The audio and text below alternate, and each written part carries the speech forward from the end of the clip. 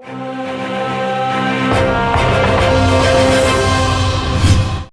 శ్రీ గురుభ్యో నమ. ఓం శ్రీకృష్ణ పరమాత్మనే నమ. ఓం శ్రీమాత్రే నమ. పవిత్రాత్మ స్వరూపులకు భక్త మహాశైలారా, మానవ జీవితంలో భగవంతుణ్ణి అనన్య శరణాగతితో ఆరాధించడం అనేటువంటిది భక్తి అని చెప్పబడుతుంది.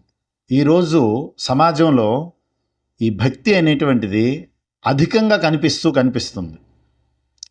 అంటే ఇప్పుడు సాధారణంగా చూసుకుంటే సమాజంలో చాలామంది భక్తులు, అంటే రకరకాలైనటువంటి దేవతల పేర్లతోటి, ఇప్పుడు అయ్యప్ప దీక్షలని, అమ్మవారి దీక్షలని, వెంకటేశ్వర స్వామి దీక్షలని, ఇట్లా రకరకాలైనటువంటి దీక్షలతో లక్షల మంది భక్తులు మనకు కనిపిస్తున్నారు. కానీ ఇక్కడ ఒక విషయాన్ని మనం గమనించవలసి ఉంటుంది. ప్రాచీన కాలంలో శాస్త్ర సమ్మతమైనటువంటి ఆ భక్తికి ఈరోజు గతానుగతికోలోక అన్నట్లుగా ఒక పోకడతో పోతున్నటువంటి ఈ భక్తికి చాలా అంతరం అనేటువంటిది ఉంటుంది. అందుకే మేము అప్పుడప్పుడు చెప్తూ ఉంటాం, భక్తి సమాజంలో బాగా పెరిగింది కానీ భక్తిలో డెప్త్ మాత్రం తగ్గిపోయింది అని.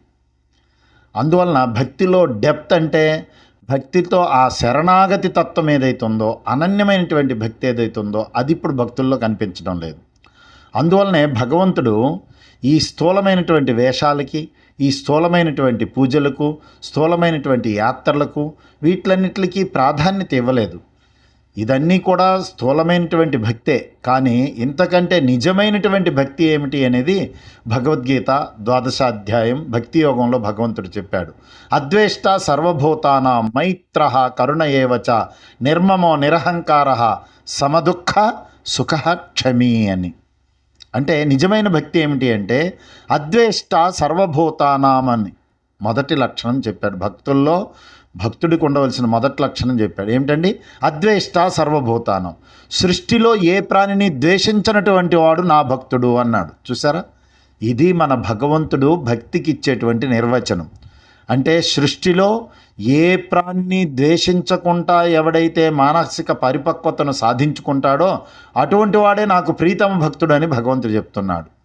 అంటే అప్పుడు ఏమవుతుందండి? ఎత్ర విశ్వం భవత్యేక నీడమని వేదం ఏదైతే చెప్పిందో, ఉదార చరితానాంతో వసుధైవ కుటుంబకం అని ఏదైతే వేదం చెప్పిందో, అంటే ఉదార చరిత్రులకి ఈ విశ్వమంతా ఒక పరివారంగా గోచరమవుతుంది.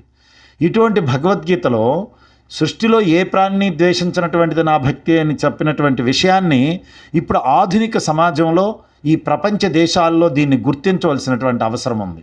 ఈనాడు భారతదేశంలో భారతీయుల యొక్క భావం ఎటువంటిదంటే, ప్రపంచంలో ఉండేటువంటి ప్రతి మానవుణ్ణి తన సోదరుడుగా భావించేటువంటి ఔన్నత్యము, విశాల భావము భారతీయులకు మాత్రమే ఉంటుంది. ఎందుకంటే మన భారతీయ సాహిత్యం, మన భారతీయ వేదాలు, మన భారతీయ పురాణాలు, మన భారతీయ ఇతిహాసాలు, మన భారతీయ ఉపనిషత్తులు ఇవన్నీ కూడా అటువంటి సోదర భావాన్ని, ఆత్మభావాన్ని పెంపొందింపజేసేటువంటివిగా ఉన్నాయి. ఇప్పుడు సమాజంలో చూస్తూ ఉంటే ఇటువంటి నిజమైనటువంటి భక్తి లేక, అంటే ఒకరినొకరు ప్రేమించుకోవటమే భక్తి, ఒకరినొకరు ద్వేషించుకోవటం భక్తి కాదు. అందువలన నిజంగా భగవంతుడికి భక్తులు కావాలంటే ప్రేమతో జీవనం సాగించాలి. ఈరోజు భగవద్గీతలో ప్రతిపాదింపబడినటువంటి ఏ భక్తి అయితే ఉందో ఇది ప్రపంచంలో లేని కారణం చేతనే ఈరోజు ప్రపంచంలో దేశాలు ఒక దేశం పైన ఒకరు ద్వేషాన్ని చిమ్ముకుంటూ, కొట్లాడుకుంటూ, చివరికి ఎటువంటి భయానకమైన పరిస్థితులు వస్తాయని భయభ్రాంతులకు ప్రతి మానవుడు గురయ్యేటువంటి పరిస్థితి ఎందుకు ఉంది అంటే, మన హైందవ సనాతన సంస్కృతిలో ఉండేటువంటి భక్తుని లక్షణాలు ఏమిటో ప్రపంచానికి చాటి చెప్పకపోవటం వల్లనే, ప్రపంచం వాటిని గుర్తించకపోవటం వల్లనే. ఈరోజు ప్రపంచానికి శాంతిని అందించాలన్నా, ప్రపంచం శాంతిగా ఉండాలన్నా మన భారతీయ సనాతన ధర్మాన్ని గుర్తించాలి, మన భారతీయ సనాతన శాస్త్ర విధానాల్ని గుర్తించవలసి ఉంటుంది. ఇక్కడ భగవంతుడు ఏం భక్తిని చెప్తున్నాడంటే, అన్నదమ్ములు ద్వేషించుకోకుండా బ్రతకడం భక్తి అంటున్నాడు. అక్క చెల్లెళ్ళు ఒకరినొకరు ద్వేషించుకోకుండా బ్రతకడం భక్తి అంటున్నారు. ఇంటిపాది ఉండేటువంటి వారందరూ కూడా ఒకరినొకరు ద్వేషించుకోకుండా బ్రతకడం భక్తి అని భగవంతుడు నిర్వచనం చేస్తున్నాడు. అనాదిగా వస్తున్నటువంటి అత్తాకోడళ్ళు ఇద్దరు కొట్లాడుకోకుండా ప్రేమతో అనురాగంతో బ్రతకడమే భక్తి అంటున్నారు.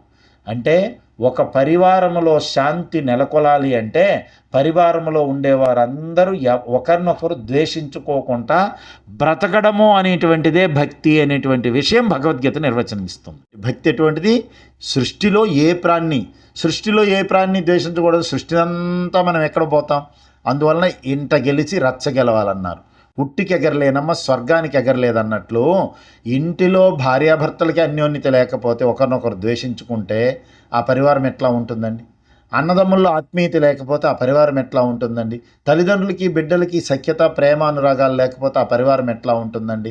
అత్తాకోడలు ఒక్కచోట ఒక ఇంట్లో ఇమిడి జీవనం చేయలేనటువంటి పరిస్థితుల్లో ఒకరినొకరు ద్వేషించుకునే పరిస్థితి వస్తుందంటే ఆ పరివారంలో శాంతి ఎక్కడ ఉంటుందండి? అందువలన సంసారములో మానవులు శాంతిగా బ్రతకాలి అంటే భగవద్గీతలో చెప్పినటువంటి భక్తి లక్షణాలని మనం అలవర్చుకోవాల్సినటువంటి అవసరం ఉంది.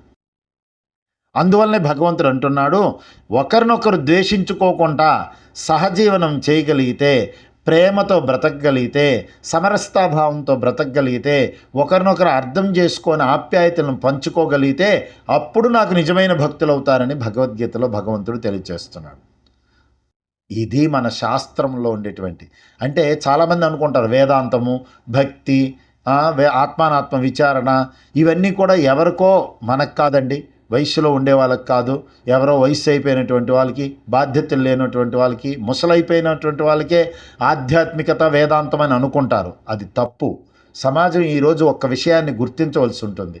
సమాజం శాంతిగా బ్రతకాలంటే, సంసారంలో ప్రతి మానవుడు శాంతిగా బ్రతకాలి అంటే, సుఖాన్ని ఆస్వాదించాలి అనుకుంటే, ఈ సంసారంలో సుఖాన్ని గుర్తించగలగాలి అంటే దానికి సూత్రాల్ని బోధించేటువంటిదే వేదాంతం, ఆధ్యాత్మికత అయినప్పుడు ఈ విషయాల్ని గుర్తించవలసినటువంటి అవసరం సమాజానికి ఉంది.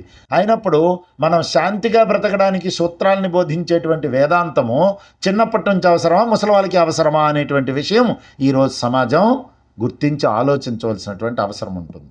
అందువలన అద్వేష్ట సర్వభూతానం, అత్తాకోడలు అన్యోన్యతతో బ్రతకడమే నిజమైన భక్తి అండి.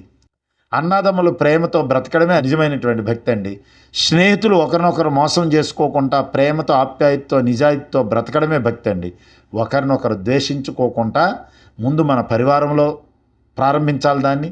పరివారం పాది ఇంటి పాది అందరూ ప్రేమ ఆప్యాయతలతో ఉండి ఒకరినొకరు ద్వేషించుకోకుండా బ్రతకడం నేర్చుకోవాలి. తర్వాత వీధి వాళ్ళని ద్వేషించకుండా బ్రతకడం నేర్చుకోవాలి. తర్వాత ఊరు వాళ్ళని ద్వేషించకుండా బ్రతకడం నేర్చుకోవాలి. తర్వాత మనం మన జిల్లాలో ఉండేటువంటి వాళ్ళని ద్వేషించుకుంటా బ్రతకడం నేర్చుకోవాలి. దేశంలో ఉండే వాళ్ళని ద్వేషించుకుంటా బ్రతకడం నేర్చుకోవాలి. చివరికి ప్రపంచంలో ఉండేటువంటి సర్వ జీవుల్ని, సర్వ ప్రాణుల్ని ద్వేషించుకుంటా బ్రతకడమే నిజమైన భక్తి అని చెప్పి భగవంతుడు భక్తి అధ్యాయంలో 12వ అధ్యాయంలో అద్వేష్ట సర్వభూతానాం అనేటువంటి విషయాన్ని నిర్వచనం చేయటం జరిగింది.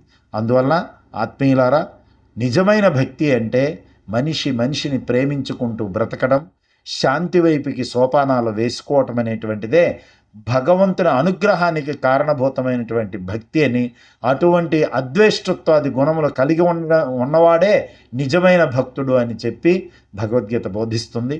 ఇటువంటి నిత్య సత్యాల్ని బోధించేటువంటి భగవద్గీతను హిందూ ధర్మానుయాయులైనటువంటి ప్రతి మనిషి చదవాలి. అప్పుడే మనకి సత్యాలు తెలియబడతాయి. మనం సుఖజీవనాన్ని చేయగలుగుతాం, ప్రపంచంలో శాంతిగా బ్రతకగలుగుతాం, ప్రపంచ శాంతిని కూడా మనం స్థాపించగలుగుతాం అనేటువంటి విషయాన్ని తెలియజేస్తూ విరమిస్తూ ఉన్నాం. హరి ఓం తత్సత్. ఓం.